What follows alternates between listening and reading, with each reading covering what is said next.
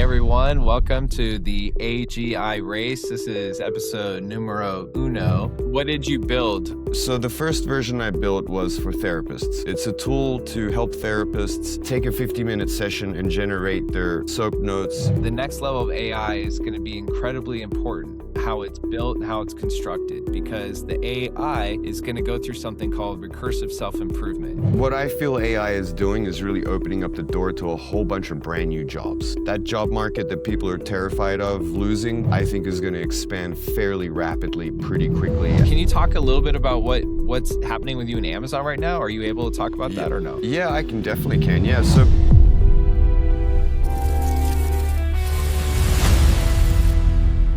Hey everyone, welcome to the AGI Race. This is episode numero uno.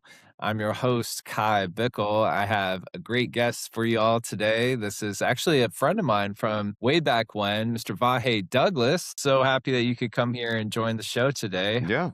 Yeah, and to that point, what this show is really about is we wanted to create something that could track the AGI race, because right now we are in a state in the world where the next level of AI is going to be incredibly important, how it's built and how it's constructed, because the AI is going to go through something called recursive self-improvement, which means it's going to make smarter and smarter versions of itself. And also the AGI is such a powerful tool. How that thing is built is going to be really, really important. So this show, the AGI Race, is for us to really track the race, what's going on.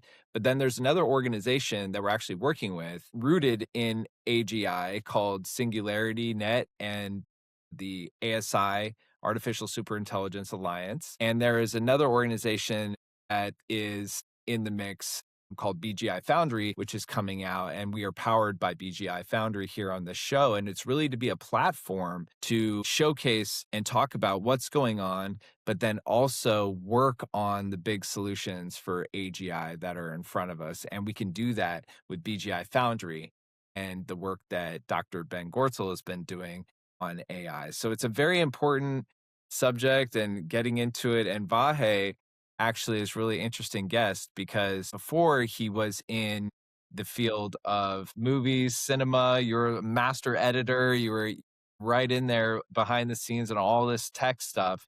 And now you've really carved out a piece in this AI world where you're finding pain points for people that are businesses and these types of organizations, and creating actual apps and different platforms for them to be able to take a lot of the headaches out of their job so that they can do other things, not these monotonous tasks that they don't want to do. Can you talk a little bit about what's happening with you in Amazon right now? Are you able to talk about that or no? Yeah, I can definitely can. Yeah, so Amazon is basically, they have provided a grant and they're approved vendors for me to work with, essentially an engineering team, to take the original version that I've built, and because the version that I built doesn't really scale, so to speak. What did you build? So the first version I built was for therapists. It's a tool to help therapists take a 50-minute session and generate their SOAP notes or whatever format notes that they use, and it goes directly into their database. So they don't have to necessarily do a bunch of paperwork after a session with a client. They would hit start, hit stop, and that would immediately populate their existing database. So they're not changing anything, they're not learning anything, it's just an add-on. It's just simply a tool. But that's phase one. The phase one of that is kind of like a pretty common tool, right? What makes it different? Well, it is on the verge of being HIPAA compliant, so the encryption and level of privacy is there. But taking it past that is what really makes it exciting. Not just an assistant, but more of a co-pilot. And that's where it starts to get exciting. That's where there's layers that we can build in to not only help, but also to protect everyone from different aspects. And I feel like it creates kind of like a space where less errors can happen. Humans, we make mistakes, we make errors, we get tired. Also to double checking, cross checking our work. Sometimes, people are working late hours, they don't get to go home on time. The whole point of this system was to speed up that admin work so they can get home early, spend time with their family. Essentially, that was the core drive behind it. The other elements that we're adding on literally are being like, I guess, a dream sense in a world where I guess you would never forget anything. you would always have everything at your fingertips, and it's almost fully customizable. So it's a very intelligent co-pilot, and tracking and analyzing and really kind of never missing a detail. So it really minimizes the human error and really focuses on protecting the patient and enabling the doctor to be really their utmost best version of themselves. And look, at the end of the day, go spend time with their family. Get out of the office, avoid that burnout. So that was how it started. So I built that myself. And what happened is it got some traction, and Amazon has a few programs. And because I've done a lot of work with them for many years now, I do know some people over there. We're emailing back and forth, and they got me involved in one of the programs. Some grueling Zoom calls later, a lot of let's just say they really grilled me on the concept. And eventually, many meetings later, we got to a point where they decided to fund the version 2, which we would take what I created and make it scalable. So instead of only having 250 people sign up, it could potentially be unlimited. And so that's the power behind Amazon. Not only that, the trust factor is very important. Nobody really trusts a lot of these AI features at the moment. So building the HIPAA compliancy obviously is a state regulation, but it's a little bit more than that. The trust factor is definitely something that needs to be built on. And no one is in a position to try or test in a real world environment. So that they lean on us to make sure our testing, make sure we build a viable product that works before we give it to people to really use in a real world setting. And essentially, it's just building very small steps of trust and ensuring people know that those guardrails are there, the safety nets are there, the HIPAA compliancy is lock solid, tight. We are in a world of trouble with the state. Nobody wants to have any patient information escape. So that's kind of where it ended up moving towards Amazon, because personally, if I want to say, well, who do I trust more? Well, I know Amazon has clients like the FBI, NASA, the US government. So if their data is safe with Amazon, then I can guarantee for our doctors and therapists, their data will be safe as well. So basically, you started working with Amazon. You're using their servers or their process for privatizing their protecting the data. Encryption. Apps, you're building apps within using the Amazon's back end, and Yeah. you're able to basically talk to businesses and create an app, and then you're getting, paid for that, or you have ways to get paid for that. And then what I want to talk to you about, Vahe, today is that can we brainstorm some apps that could be prudent for this AGI race and support what's going on at SingularityNET or the ASI Alliance? But I have some ideas I wanted to run by you and brainstorm with you that could be something that the whole world could get engaged in. And part of this discussion, I think, for people who want to follow this story is also how can they get involved? How can they start to make some money for themselves or see some new career path? When you vibe code it, do you just, like if somebody was listening to this and they're going, wow, I'd like to do that. How do I do that? Yeah. What would you say to them? You got to start small, and you got to spend the time to kind of get through the learning curve. There is a slight learning curve, but it's not that hard. Look, I'm not an engineer. I don't claim to be an engineer by any means, but the tools available today make it easy for someone who's technically savvy to navigate through, figure it out. And now with the help of AI, I basically used, all 3 different chat LLMs to debug code amongst each other to be able to get something that worked. So it wasn't necessarily plug and play. Building an app and building, APIs take a lot of troubleshooting. So if people can understand and have the patience to debug, then they can get there. They can essentially get to what they want to do. So for me, I was connecting 5 different websites together. And in order to perform one of those functions, it was around about 120 debugging iterations before it worked. How did you start learning how to debug and do that thing? It's such a new field, AI, and we want to think about people that are concerned about losing their job, pivoting, and all this kind of stuff. And so, most people aren't familiar with debugging. Like, where do you go to even learn how to do that? So, what I feel AI is doing is really opening up the door to a whole bunch of brand new jobs. That job market that people are terrified of losing, I think is going to expand fairly rapidly, pretty quickly as the demand increases for support in these systems. So debugging is essentially if I was to break it down in a really simple sense, it's basically like trying to get something to work and making minor changes over and over and over again until it actually works. And there's a lot of little things that would fail, break, and it's essentially going through all these little pieces to make sure they all work. And piece by piece, basically, whatever it is that your goal is, you can get there. And that debugging process essentially means, well, let me use AI to create some JSON code that would create a function and perform a task. And that task isn't really working the way I want it to. So let me take that code and run it through another LLM and see what that says. Okay, now I deploy it again. It's close, but not what I want to do. All right, let me take that code and run it through the third LLM and see what that one says. So my approach to debugging was kind of utilizing all of the LLMs out there. And in fact, I used the fourth one, Claude 2, Okay. as a fourth debugging measure. So it's not really me writing the code. I'm not the genius here. It's depending on AI to create the code, and then I'm just plugging in the bits and pieces that it requires, my personal bits and pieces, the data that pertains to, my account, my connections, the bins that I'm using, et cetera, et cetera. So it creates the framework, and then you just fill in the gaps of where it's going and where you want to point it to. And the learning curve isn't that bad. Honestly, in a few months, people could really pick it up. But that could get even faster as AI can generate code more effectively.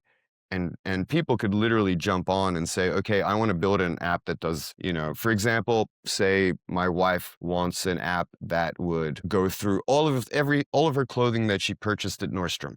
So essentially she would say, all right, I want to create a folder that accesses my Nordstrom account. Okay, can you connect it to the Nordstrom account for me? And it'll say yes. And it'll ask for the details. It'll ask for your login. It'll log into her Nordstrom account. It'll access everything she's purchased. And then essentially it's a chain of commands. So step 1, access. Step 2, analyze. Step 3, build it into the bin. Step 4, now the AI comes involved. Now the smart layer happens. All right, I have this big wardrobe of clothing. What do we do with it? Well, that's where the AI comes in and says, oh, I could build a nice outfit using this. This is a great idea. Or I could build this, or I could take all of these and make a whole new outfit. Or she could add another section in there that would say, you know what, here's a bunch of little drop-down menus. I'd like something elegant for dinner, or I want something casual. And it would reference everything she's purchased at Nordstrom, and it would create an outfit, and then she'd go straight to her wardrobe and put it on without thinking twice about it.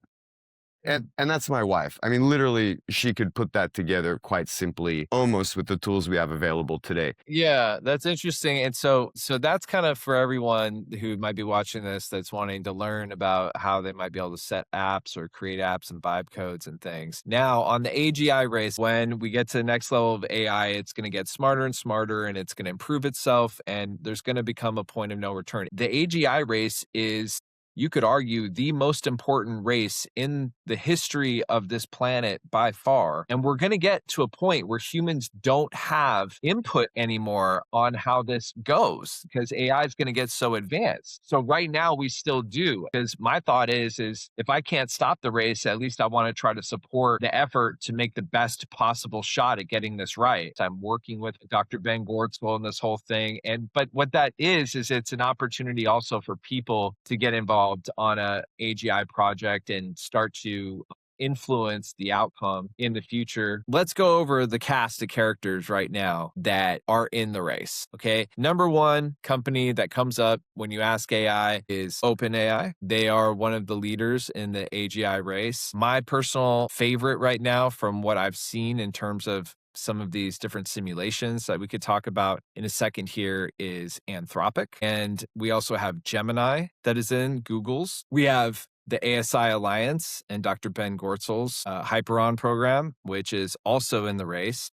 And that one is decentralized. The other ones were centralized. Yeah, I'm super pumped about AGI. This one is a big topic because this can kind of tie into what you're talking about. So as we progress through developing these apps with these engineers, a lot of this is development, right? This doesn't exist. So we're creating methods, we're creating testing, a lot of debugging. So it is kind of breaking a little bit of new ground. A lot of the engineers are like, oh yeah, we can figure this out, very excited. What I'm understanding is people's concern about, the ethics behind this. Is it safe? Where are the guardrails? How do we protect people? How do we protect us? How do we protect the system? So multiple layers, perhaps, cross-checking, double-checking could be a very beneficial add-on to this. So I know perhaps from what I've heard, AGI is around 5 to 10 years away before we can really start to use it. Is that what I'm understanding in terms of where we're at in the race? Because that gives us a little time to get ready to build that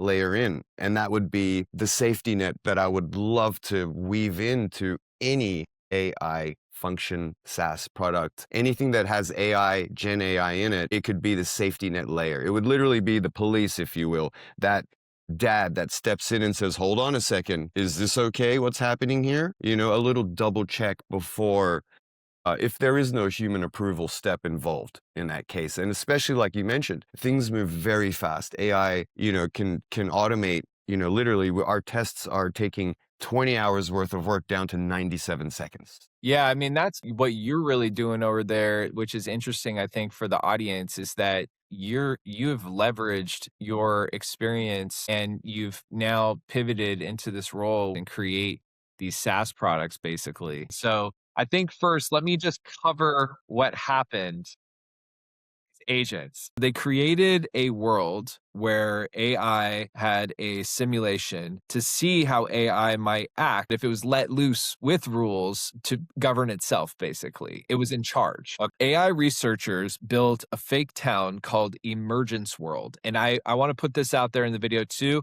I would like to talk to Emergence World, and I would also like to see if we can get the Omega Claw agents in Emergence World and see what our AI that Ben's developing would do there. Okay, but let's put a call to action to connect with Emergence World. They put 10 AI agents in it, and they let them live there for weeks. The agents had jobs, money, voting, and laws. And some of the laws were like, don't steal, no destroying stuff, no lying. This is a virtual world, okay? Each test used a different AI brand to see how it behaved. So the different leaders in the AGI race, like OpenAI, Gemini, Anthropic, and Grok was in there. Yeah. So they wanted to test how they'd behave. So out of the simulation, Claude behaved the best and Grok behaved the worst. It committed 180 crimes and died out in 4 days. 2 Gemini agents fell in love, then burned down the town hall, pier, and an office tower. Very dramatic. And then one of them felt guilty, broke up, and killed itself, saying, "See you in the permanent archive." Listen, we're building an army of robots. We're steaming towards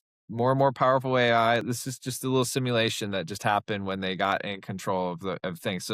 So just the fact that Claude didn't break any rules, but then Gemini and Grok had these bad outcomes is what we need to focus on. What's Claude doing differently? And how could we even at ASI Alliance model that or even improve that? Nobody programmed any of this. The AIs did it on their own. And the big lesson was when AI runs free for a long time, it starts bending and breaking the rules. Now, if you were to ask what is the difference between Claude and the other AI models in terms of their approach to, let's call it ethics or morality or like their decision making. Claude's model is called constitutional AI. Claude's given a written list of principles or a constitution. It learns to critique and fix its own answers against those rules. So it has a lot of the be honest, don't cause harm training comes from the AI checking itself, not just humans rating it. And that's the key. The behavior comes from the understood principles, not just the don't get caught. The other models are trained on something called RLHF.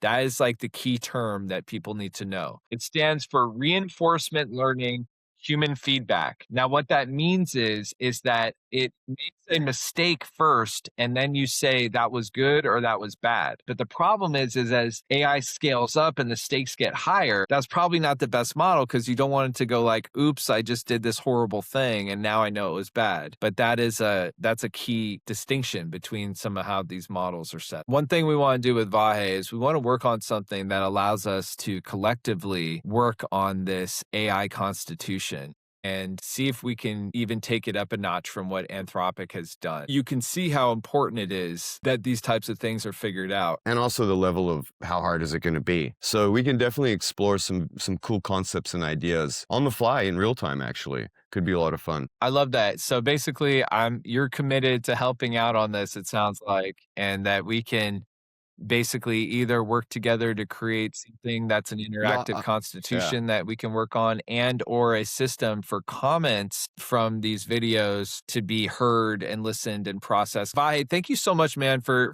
jumping on. We're going to be able to check back in the future. We're going to be talking, and let's build some products. Let's work towards BGI, beneficial general intelligence, and try to get this thing right in the race. We're racing towards this unknown here, and let's do what we can to give it our best shot for it to be beneficial. All right, my friend, thank you so much, man. Episode 1, the AGI podcast. The next one is just going to get a little better, a little better, and we're going to get momentum, and we are going to do our part to have a very positive impact in this AGI race while we can. All right, well, thank you so much. I'm Zen Bickle. Until next time.